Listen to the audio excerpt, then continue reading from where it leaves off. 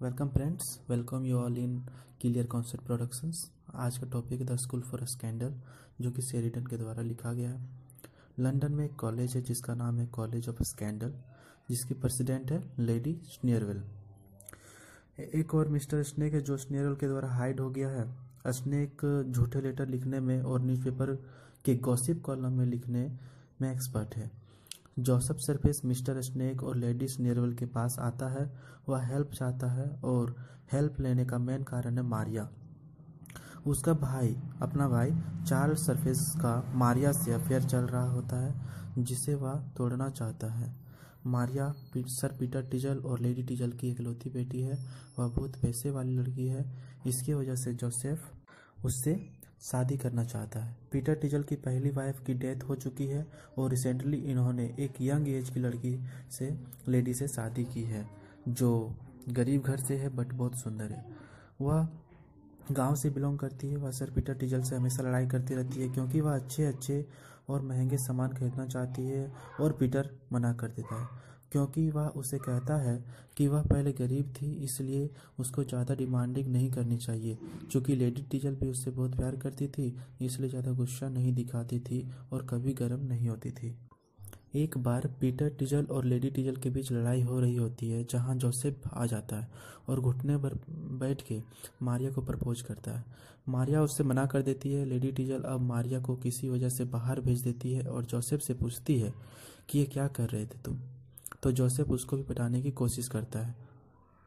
ठीक है। Sir Peter का एक फ्रेंड सर ओलिवर है, जो कि जोसेफ और चार्ल्स का अंकल भी है। उसके पिता के मौत हो जाने के बाद ओलिवर ने ही उनकी सारी खर्च उठाए हैं। वह बहुत पैसे वाले हैं और अब उनको ये भी डिसाइड करना होता है कि उनकी असली वारिस कौन होंगे, जोसेफ या चार्ल्स। पीटर टिजल भी ओलिवर से कहते हैं कि उनके दोनों लड़कों में से किसी एक को वह अपनी बेटी का हाथ देना चाहता है, लेकिन उसे समझ नहीं आता है कि वह किसे दे, जोसेफ और चार्ल्स। दूसरी तरफ पीटर टिजल एक और वजह से परेशान है क्योंकि उसकी बेटी मारिया एक्चुअली चार्ल्स से शादी नहीं करना चाहती है। लेडी टिजल, जो कि एक यंग एज की औरत है, वह सोचती है कि जोसेफ उससे प्यार करता है। यहाँ बात यह आ जाती है कि चार्ल्स और जोसेफ दोनों मारिया से शादी करना चाहते हैं। सर पीटर टिजल इस बात से अब परेशान हो रहे हैं कि वह किससे शादी करेगी। वह चाहते थे कि उसको एक अच्छा घर मिल जाए। इस वजह से सर पीटर ने ओलिवर को बोला, इस सारी घटनाएं बताई। तो सर ओलिवर को अब दो कैरेक्टर का चयन करना होता है। पहला मिस्टर प्रीमियम, जो कि एक मनी लेंडर होता है, और दूसरा कैरेक्टर मिस्टर स्टैनली, जो एक पुअर रिलेटिव होते हैं। मिस्टर प्रीमियम चार्ल्स के पास जाते हैं एक मनी लेंडर बन के, और मिस्टर स्नेक ने एक रूमर फैला दिया रखा था कि चार्ल्स और लेडी टिजल के बीच अफेयर चल रहा है। जब प्रीमियम चार्ल्स के पास जाता है तो चूंकि उसके पास पैसे तो थे नहीं और वह उससे लोन मांगता है, जिसके जवाब में प्रीमियम बोलता है कि उसे कुछ प्रॉपर्टी गिरवी रखनी होगी। चार्ल्स बोलता है कि वह उसे लोन दे दे और जब उसके अंकल मरेंगे तो उसके जो पैसे मिलेंगे तो वह उसी पैसे को उसकी लोन चुका देगा। वे नहीं मानते हैं। तभी उनकी नज़र वहाँ रखे 3-4 पोर्ट्रेट पे पड़ती है, जो कि एक फैमिली पोर्ट्रेट होती है। वह सारे पोर्ट्रेट को देने को तैयार हो जाता है, बट उसमें से एक सर ओलिवर का भी पोर्ट्रेट होता है जिसे वह देने के लिए रेडी नहीं होता है, क्योंकि वो उसे बताता है कि सर ओलिवर ही हैं जो उसे अभी तक एक सारे खर्च दे रहे हैं। तो इससे वह बहुत खुश हो जाते हैं। सर ओलिवर इससे खुश जाते हैं क्योंकि वो सोचते हैं कि चलो कुछ तो अच्छाई है इसमें, भले कितना भी खर्च करता है लेकिन इसमें कुछ तो अच्छाई है। जो इसकी मदद कर रहा है वो उसे बेचना नहीं चाहता। अगले सीन में जोसेफ के घर में लेडी टिजल आती है और बताती है कि आज उसकी पीटर से लड़ाई हो चुकी है। वे दोनों वहां बात कर रहे होते हैं कि वहां पीटर टिजल भी आ जाता है। लेडी टिजल स्क्रीन में जाकर छुप जाती है। पीटर कहता है कि उसने सुना है कि उसकी वाइफ का अफेयर चार्ल्स से चल रहा है। तो चूंकि चार्ल्स का ना होकर के जोसेफ का ही चक्कर यानी कि अफेयर चल रहा होता है लेडी टिजल के साथ, तो वह कुछ बोल नहीं पाता। वो चुपचाप उसे समझाता है। उल्टा बातों बात में पीटर कह देता है कि उसकी वाइफ बहुत अच्छी है, थोड़ी बहुत खर्च करना चाहती है लेकिन दिल की बहुत अच्छी है, जिसे लेडी टिजल ने सुन लिया होता है। लेकिन अब मैं उसके सारे खर्च लेना चाहता हूँ। अब वहाँ चार्ल्स भी आ जाता है और दोनों में बहसा बहसी हो जाती है लेडी टीचर के टॉपिक में। जब चार्ल्स वहाँ आता है तो पीटर स्क्रीन में छुप जाता है,